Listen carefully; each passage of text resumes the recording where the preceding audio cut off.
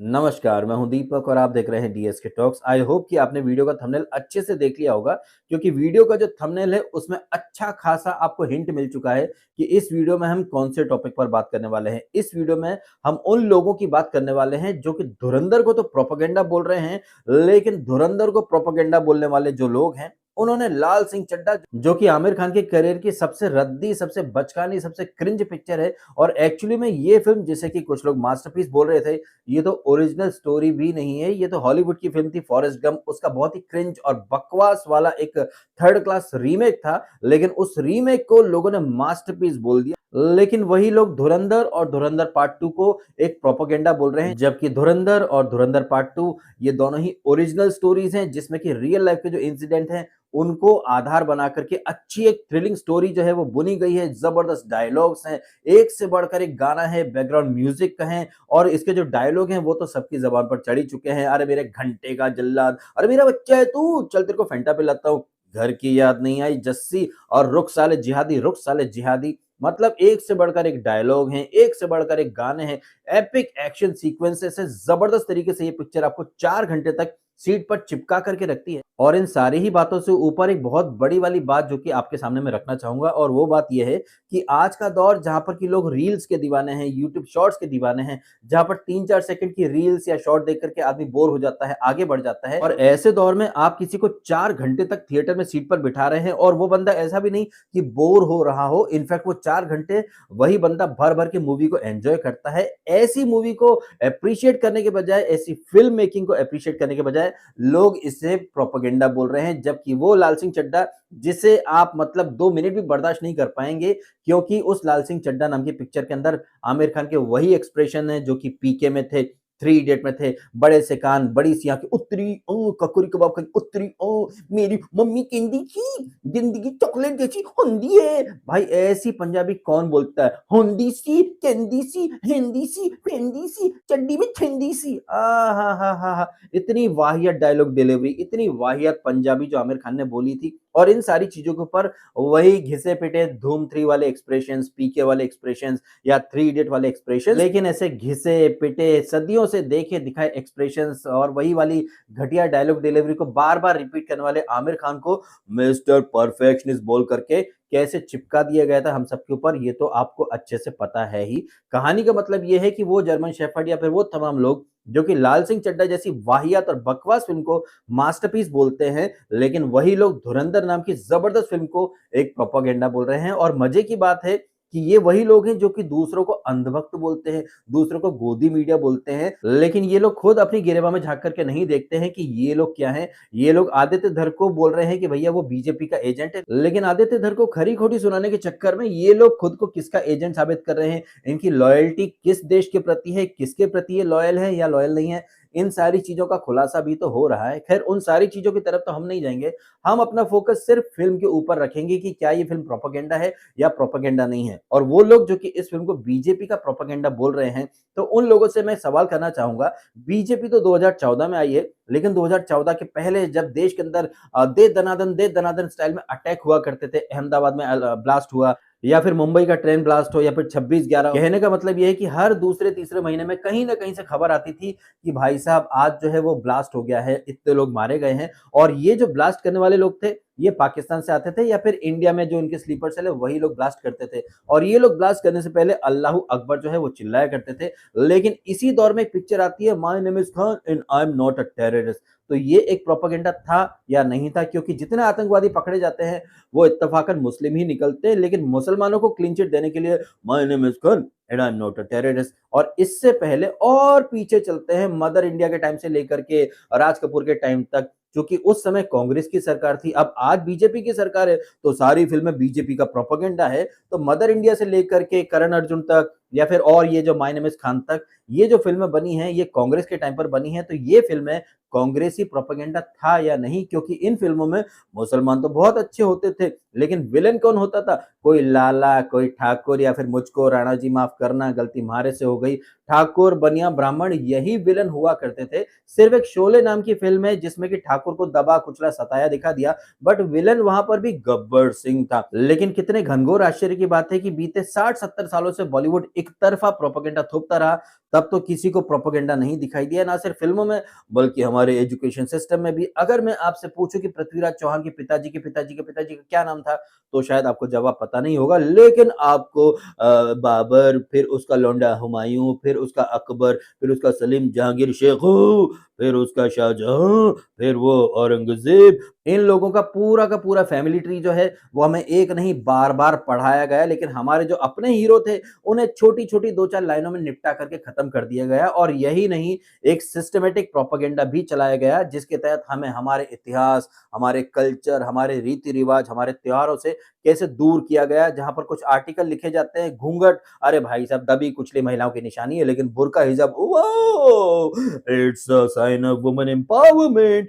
नवरात्रि का उपास करो या करवा चौथ का उपास करो तो अरे ये तो पाखंड है, लेकिन रोजा वाओ माइंड ब्लोइंग, ये तो बहुत अच्छी बात है। और इनके साथ साथ हर होली दिवाली पर खड़े हो जाते हैं कुछ लोग, अरे पटाखे मत चलाओ, अरे पानी मत बहाओ। ये कुछ और नहीं है, ये सिस्टमैटिक ब्रेन वॉशिंग थी या सिस्टमैटिक प्रोपेगेंडा था, जिसके तहत हमें हमारे कल्चर से, हमारे बिलीफ से दूर कर दिया जाए, ताकि कल को अगर किसी मंदिर को तोड़ने के लिए ये लोग खड़े हो जाएं तो हम भी उनके हाँ में हाँ मिलाएं। जैसे कि कुछ लोग खड़े हो गए थे ना, अरे मंदिर की क्या जरूरत है, स्कूल बना दो, अरे कॉलेज बना दो। और ये जो बातें मैं कर रहा हूं ना, ये सारी बातें आपने खुद ने भी एक्सपीरियंस करी हैं, आपने खुद ने भी देखी हैं। लेकिन आपने कभी नहीं देखा होगा कि कोई मुस्लिम आकर के खड़ा हो और बोले कि यार मस्जिद की क्या जरूरत है, जब सड़क पे ही नमाज पढ़नी है तो मस्जिद की क्या जरूरत है। नहीं, इस तरह का वोकपंथी का ज्ञान कोई मुस्लिम कभी नहीं देगा। लेकिन वही मुस्लिम आकर के आपको ज्ञान देगा कि यार मंदिर जाने से क्या फर्क पड़ता है। बिल्कुल वैसे ही जैसे कि दीवार नाम की पिक्चर में आपको दिखाया जाता है कि विजय जो है उसे मंदिर जाने से नफरत है, वो भगवान में बिलीव नहीं करता। लेकिन उसी विजय को जब रहीम चचा आकर के बिल्ला नंबर 786 पकड़ाते हैं,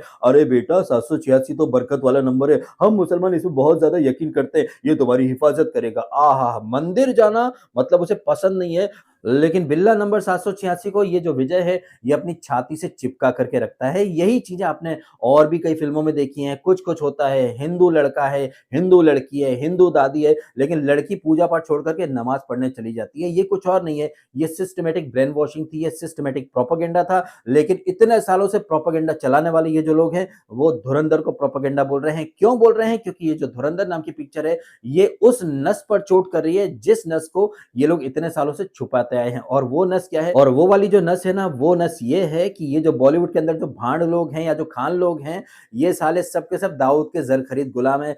बीते कई सालों से बॉलीवुड के अंदर डी कंपनी का एक तरफा साम्राज्य चला करता था। और अपना साम्राज्य चलाने के लिए इन लोगों ने गुलशन कुमार को मरवा दिया था। ऋतिक रोशन के पापा यानी कि राकेश रोशन, उनके ऊपर भी हमला करवाया था। और ये सब इन्होंने इसलिए करा था ताकि डी कंपनी का जो खौफ है वो बॉलीवुड में बरकरार रहे। लेकिन टाइम के साथ जो है वो चीजें बदली। कई सारे बड़े बड़े कॉर्पोरेट हाउसेज जो है वो आ जाते हैं बॉलीवुड के अंदर, और एक ऐसी कहानी को, एक ऐसी स्क्रिप्ट को वो लोग अप्रूवल देते हैं जो कि बहुत ही हार्ड हिटिंग तरीके से डी कंपनी की और जो भारत में जो पाकिस्तानी चिलगोजे छुपे बैठे हैं उन सब की पोल पट्टी खुलती है। और ये काम किया है आदित्य धर ने। और चूंकि आदित्य धर ने डी कंपनी और उसके जो चिलगोजे हैं उनकी चूल्हे हिला करके रख दी हैं, तो ये कीड़े जो हैं ये बौखला गए हैं। और फिर ये जो सो कॉल्ड जर्नलिस्ट हैं या फिर ये जो सो कॉल्ड इन्फ्लुएंसर्स हैं, ये लग जाते हैं धुरंधर में कमी निकालने में। और जब कुछ बड़ी कमी नहीं मिलती है तो अरे इसमें खून खराबा ज्यादा है। और मजे की बात देखिए, धुरंधर के अंदर नकली खून खराबे से उन लोगों को दिक्कत हो गई है जो गेम ऑफ थ्रोन्स देखते हैं, जहां पर कि भाई भयंकर मात्रा में खून खराबा होता है, सर काट दिए जाते हैं, टांग दिए जाते हैं। और इन सब से ऊपर जब रियल लाइफ में किसी का सर तन से जुदा कर दिया जाता है तो वहां पर किसी को खून खराबा नहीं दिखता। लेकिन दिल्ली में अगर एक पुलिस वाला किसी मुस्लिम को लात मार देता है तो अरफा उर्फ the widow of Atiq Ahmad वो उस पुलिस वाले को ज़ॉम्बी बोलती है। लेकिन वो ज़ॉम्बी जो किसी हिंदू के घर में घुस करके उसका सर तन से जुदा कर जाते हैं, ऐसे ज़ॉम्बीज़ को ये लोग भटका हुआ नौजवान है दोस्तों, भटका हुआ नौजवान है। तो किस तरह से इन लोगों ने एक अरसे से दुनिया को चूतिया बनाया है, अब इन लोगों की पोल पट्टी खुल रही है तो भाई साहब बौखला गए हैं, बुरी तरह से तड़प रहे हैं। बिल्कुल वैसे ही जैसे कि मैंने थोड़ी देर पहले कहा था ना कि एक कॉकरोच मारने के लिए आप जब स्प्रे करते हैं तो कॉकरोच बाहर निकलते हैं, तड़पते हैं, उसी तरह से धुरंधर नाम की स्प्रे ने इन सारे कॉकरोचेस की दुनिया हिला करके रख दी है। और बौखलाहट में आकर के ये लोग प्रोपेगेंडा प्रोपेगेंडा प्रोपेगेंडा कार्ड खेल रहे हैं, जबकि हकीकत में इन लोगों को बिल्कुल भी आइडिया नहीं है कि फिल्म मेकिंग क्या होती है, स्टोरी टेलिंग क्या होती है। जबकि हकीकत में इन लोगों को किसी भी चीज का कोई नॉलेज नहीं है। इनके व्हाट्सएप ग्रुप बन जाते हैं, उस ग्रुप में सबको बोल दिया भाई प्रोपेगेंडा बोलना, तो वो अभिसार दल्ला जिसे धान और गेहूं में फर्क नहीं पता, वो भी लग गया भाई साहब धुरंधर को प्रोपेगेंडा बोलने में। लेकिन यही दल्ला जो है वो खुद को एक्सपोज कर जाता है जब वो ट्वीट करता है कि दोस्तों दोस्तों दोस्तों ये जो पिक्चर है ये नेक्स्ट लेवल का बीजेपी का प्रोपेगेंडा है, लेकिन रणवीर सिंह की एक्टिंग माइंड ब्लोइंग है। अब भाई इस चूतिए को कोई समझाए कि रणवीर की एक्टिंग इसीलिए अच्छी है क्योंकि डायरेक्टर ने उससे वो एक्टिंग निकलवाई है, लेकिन नहीं, डायरेक्टर को अप्रिशिएट क्यों करूं भाई साहब? डायरेक्टर को खरी खोटी सुनाने के पैसे मिले हैं ना।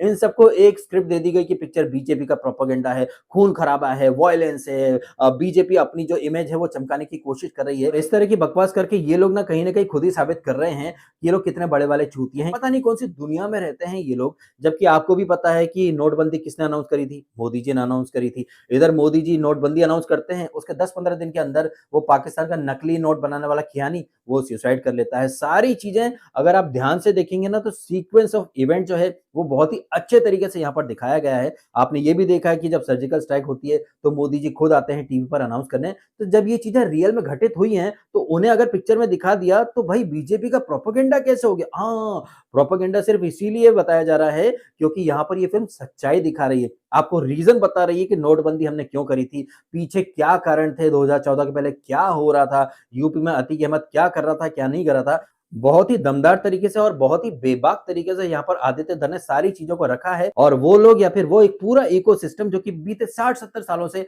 हम सबको चूतिया बना रहा था। 60-70 साल तो बहुत ज्यादा पीछे का मैंने बोल दिया। इनफैक्ट अगर मैं बात करूं 26/11/2008 के जो आतंकी हमले हुए थे पाकिस्तान के द्वारा, तो वहां पर कसाब को जिंदा पकड़ लिया गया। ये तो बड़ी बात है कि कसाब जिंदा पकड़ा गया, अदरवाइज इन लोगों ने पूरी तैयारी कर ली थी आरएसएस को ब्लेम करने की। उस समय के जो गृह मंत्री थे सुशील कुमार शिंदे या फिर पप्पू पार्टी के जितने भी लोग हैं, उन सब ने भगवा टेरर का एक अलग ही ट्रेंड चला दिया था। ये तो गनीमत है कि अजमल कसाब जिंदा पकड़ा गया, पाकिस्तान का प्लान जो है वो एक्सपोज हो गया। अदरवाइज इन लोगों ने कैसे देश को चूतिया बनाया था, आज वही लोग खड़े हो गए हैं कि भैया धुरंधर प्रोपेगेंडा है, जबकि एक्चुअल में बीते 60-70 सालों से प्रोपेगेंडा कौन रन कर रहा है ये आपको समझ में अच्छे से आ जाना चाहिए और यही चीजें आपको धुरंधर दिखा रही है। अगर आपने नहीं देखी है तो मैं तो हाईली रिकमेंड करूंगा कि आप जाइए और देखिए, ताकि आपको पता चल सके कि 2014 के पहले पाकिस्तान कितना ओवर कॉन्फिडेंस में रहता था और कैसे पाकिस्तान में बैठे कुछ लोग डिसाइड करते थे कि भारत का पीएम कौन बनना चाहिए या फिर भारत में किसकी सरकार आनी चाहिए। 2014 के पहले हिंदुस्तान का मुस्तकबिल पाकिस्तान में बैठे लोग तय करते थे, लेकिन अब यानी कि 2014 के बाद से समय का पहिया ऐसा घूमा है कि पाकिस्तान कहीं का नहीं रहा और पाकिस्तान के टुकड़ों पर पलने वाले जितने भी जिहादीस थे ना, उन सबकी दुकानें बंद हो गई हैं और इसी बौखलाहट में आकर के ये लोग दिन रात सिर्फ मोदी को गाली देते रहते हैं और इस चक्कर में ये लोग देश से नफरत करने लगे हैं। देश में क्या हुआ क्या नहीं हुआ उन चीजों को अगर कोई बेबाक तरीके से आपको दिखाए तो वो एक प्रोपेगेंडा हो जाता है। जैसे कि कश्मीर फाइल्स, उसमें जो दिखाया गया था वो सब रियल में घटित हुआ है, लेकिन कैसे कुछ लोगों को बिठा करके एक अलग ही नैरेटिव बनवा दिया गया कि भाई कश्मीर फाइल प्रोपेगेंडा है, केरला स्टोरी प्रोपेगेंडा है। जबकि आपके सामने छोटा सा एग्जांपल में रखूं तो शायद आपको बात अच्छे से समझ में आएगी। अभी होली के दिन दिल्ली में जो कुछ हुआ उत्तम नगर में, एक मुस्लिम औरत को जबरदस्ती में चुल काट गई जब एक लड़की ने छोटा सा एक बलून फेंक दिया, तो उस छोटे से बलून के ऊपर कितना बड़ा मुद्दा बनाया एक मुस्लिम औरत ने और दिन दहाड़े तरुण नाम के लड़के को दिन दहाड़े मार दिया गया। और आप बेशर्मी देखिए इस लेफ्टिस्ट इकोसिस्टम की और कांग्रेस की कि भाई साहब ये लोग कह रहे हैं कि भाई कोई कम्युनल एंगल नहीं है, ये तो छोटी सी घटना थी। अब आप लोग खुद सोचिएगा और खुद ही डिसाइड कीजिएगा कि आज का दौर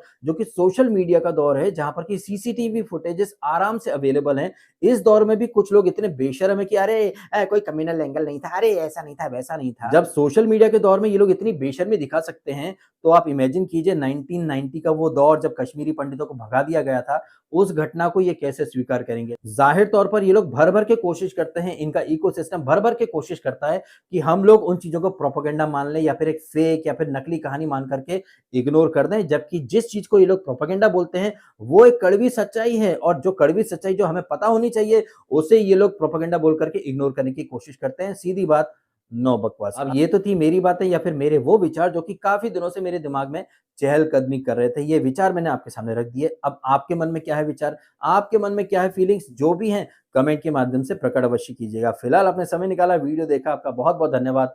थैंक यू सो मच।